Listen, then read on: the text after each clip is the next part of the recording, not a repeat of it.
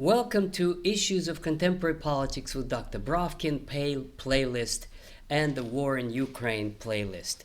In my last video, I discussed the domestic situation in Ukraine and dangers facing with Zelensky in the current situation. Today, I'd like to focus on the foreign affairs and especially two very important events that took place last week. In fact, the most important one was yesterday, and that is President Putin's press conference to the correspondents of major networks of the Middle East who came to Moscow for the forthcoming BRICS conference. So one could say that in that press conference, Putin raised several important issues in response to President Zelensky's peace plan.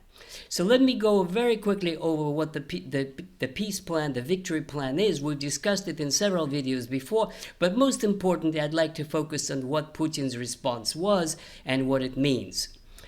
So the peace plan is renamed Peace Plan, and just a month ago at the conference in Kiev of the supporters of Zelensky, it was called the Victory Plan. And it was with the Victory Plan that he went to Washington and he saw President Biden and Kamala Harris and Trump. And this was all kind of presented as his victory plan and widely discussed in world media. I'm not going to focus too much on it, but simply in terms of the background to President Putin's response. So there are 5 points to this peace plan, and most importantly, all of them pretty much have to do with NATO. So essentially, it is a plan that Zelensky is trying to convince the Western powers to accept in order for him to so-called win, or as he puts it now, to force Putin to peace negotiations. So the first item on this is to join NATO. And as has been said by many analysts and world leaders, this is off the cards. This is sometime in the future, maybe after victory. So there is no immediate membership of NATO to Ukraine. By the way, this immediate membership idea was first articulated by Boris Johnson back in September when he said by the end of the year it should be Ukraine should be a member of NATO. The next idea is that NATO would shoot down Russian missiles from its territory, specifically from Poland and Romania, so to cover the skies of Ukraine from Russian incoming missiles, drones, aircraft, etc. To which the Russians responded that if anything hits their flying objects from these territories, they would attack them. They would destroy the airfields from where these airplanes took off, etc. So this is also no longer an issue on the table because it was rejected by NATO countries. The next point is that NATO should provide missiles to Ukraine that are long range, so that Ukraine could hit targets deep inside Russia. And there was a secret protocol where these targets were listed, where they were presented to Biden and to the Pentagon, and now we have the official response of the United States. No, these missiles are too expensive. It's much easier for Ukraine to continue to do what it has been doing using its own drones. So this, number 3, is off the cards too by the Western powers, specifically the United States. And then these are well known. There is 2 more things that he offered, and that is to station NATO troops in Ukraine, and that is to have bases of Ukraine. And also the most interesting part is, as he put it, joint production of natural resources of Ukraine with Western powers. And that invites a very interesting comment on my part. And that is that in September, when there was this conference in Ukraine, in Kiev, Pompeo and some other American participants said, yes, we do all we can for Ukraine to save it, for justice, for this and that, to defeat Russia. But then he put a very interesting word: what is there for us? In other words, it seems to me that Zelensky was thinking since that time, for the last several weeks, what exactly, how he can entice Western powers to contribute so much. What are they going to get in return? And this is his answer. This is for the first time. He said, you're going to get our natural resources.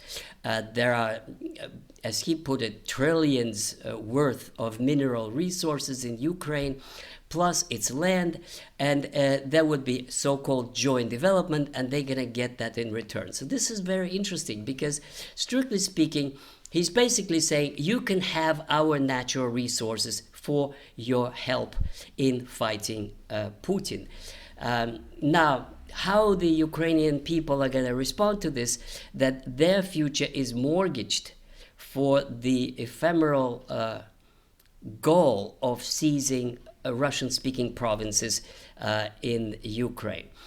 In any case, that's what he said, and this is the incitement. But the incitement didn't quite yet work to have any serious commitment. So from the point of view of diplomatic effort, it is a total failure. He has not reached any of his objectives of having his plan accepted. But now let me focus on the other and much more important aspect, which is what is the Russian reaction. Because Zelensky is so preoccupied with how the West is going to respond to his peace plan, as if something depends on the West. The future of Ukraine now depends on Russia, its opponent on the battlefield, and not on Ukraine's relations with NATO countries. So let me now go to how Putin responded to Zelensky's peace plan. The most important thing is that he said there is a law in Ukraine that prohibits them to have any negotiations with Russia. The first thing to do for them is to have this law repealed. The second, of course, this is nothing new. He had said it many times before, is that he's not a legitimate president. His signature in whatever negotiations isn't worth anything, so you have to have new elections in Ukraine and have legitimate authority. But most importantly, it is that it is not a matter of territories, and it is not a matter of an agreement between Russia and Ukraine that could be violated by anyone a couple of years down the road. It is also not a matter of ceasefire, said Putin. He said it's not a matter for having ceasefire for a week, for a day, for 2 years or whatever, so that the conflict resumes later on. It is a matter of an international treaty, which is signed by major powers, including China, Brazil, and of course United States and other Western powers. So he's saying that the end of the conflict can be had, but it has to be an international treaty defining the new borders. As for the new borders, he said, repeated pretty much the same thing he said in June 2024, which is that this is the 4 provinces which have already been declared by the Russian constitution as part of the Russian Federation, which is Donetsk, Lugansk, Zaporozhye, and Kherson. Interesting is that in the Russian public media, nobody's happy with just those 4. So it's a big concession of Putin to say that this is just a matter of these 4. Most Russian public media is discussing as a minimum that Russia should have all of Novorossiya, which is Odessa and Kharkov. But let's get back to Putin. I ask myself a question. Who is this message to? This repetition, if it's not for Zelensky because he doesn't want to deal with Zelensky, who is it to? And I think there are 2 addresses in this discourse. One is China and Brazil. I think Putin is signaling to these 2 countries that their peace initiative to start negotiations as a starting point from the demarcation line of today is a good starting point. But then, of course, they are talking about the ceasefire, and Putin just said, no, we're not happy with ceasefire. It has to be a permanent end to the war with permanently defined borders and commitments.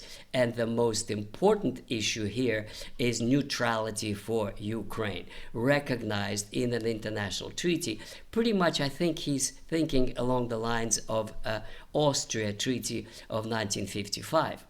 Now, two addressants, as I said. One is the Chinese and the Brazilians, who have come up with this Friends of Peace initiative, inviting many countries who support it to start negotiations immediately.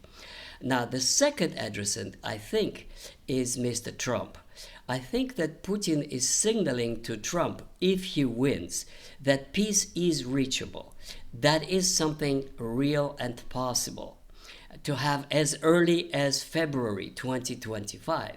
That is that the United States agrees to the neutrality status of Ukraine, to the demarcation of the new borders, including these four new provinces of Russia. And there are, of course, no bases, no military supplies. The issue that is still on the cards to be negotiated is what happens to the sanctions. I'm sure the Russians would want to put that in as the end of sanctions. But from the tone of Putin's remarks, I had an impression that he does not count on that as a possibility.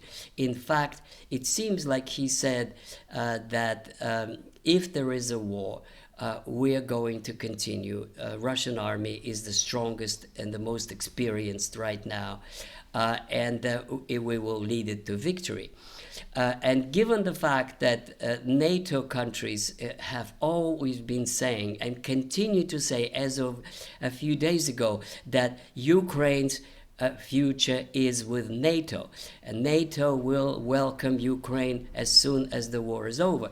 In other words, the plan that is now considered in the West is that the provinces that Russians now occupy will stay Russian, but there will be no recognition of these territories, and that the rump Ukraine will be included in NATO, and there will be kind of a frozen conflict like in Korea, or like the division of Germany after World War II. Now, Putin said very clearly yesterday, no, this is not acceptable. The Russians will not stop and will continue until there is a peace treaty and there is a neutrality status for Ukraine. And finally, the last point, and perhaps the most interesting one, there's been talk going on that, well, actually it is Zelensky who mentioned that NATO has to defend Ukraine because Ukraine gave up its nuclear weapons in 1996. So he said it very interestingly. He said that we can restore those weapons. We have the knowledge and we have the experience. And if NATO doesn't include us, a kind of an ultimatum to NATO, then we will we may restore our nuclear weapons. Now, I just want to remind everyone that on the 15th of February 2021, at the Security Conference in Munich, Zelensky said the same thing, that Ukraine may restore nuclear weapons. And this is actually one of the main causes of Russian invasion 2 weeks later, because nuclear in Ukraine is absolutely and totally unacceptable to Russia and its security. And this is exactly what Putin repeated yesterday. He said that if the Ukrainians make any steps in this direction, he said we, that is to say Russia, has the capacity to follow, to know, and to be informed, and it would be put an end to immediately and very, very quickly. In other words, the very idea of Ukraine restoring its nuclear capacity was already a casus belli, one of them, and of course it would trigger immediate action on the part of Russia. And one could also say that the Western powers, including the United States, are not thrilled at all with having nuclear power Ukraine. with nuclear missiles. This would be a factor of instability in Europe that can actually be very dangerous for Europe itself. In other words, I think that Zelensky, this is my conclusion, put himself in a total corner, both domestically and in foreign affairs. He has completely lost credit with his Western sponsors, and he has provoked Putin to actually say there's no way to negotiate with him.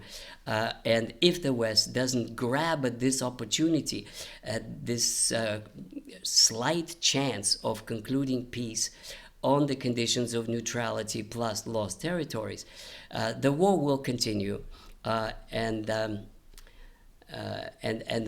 chance for peace will be lost. This is all for today. Thank you very much. I hope you subscribe. I hope you will read my books, and especially the latest one, from Vladimir Lenin to Vladimir Putin. Thank you. Bye-bye.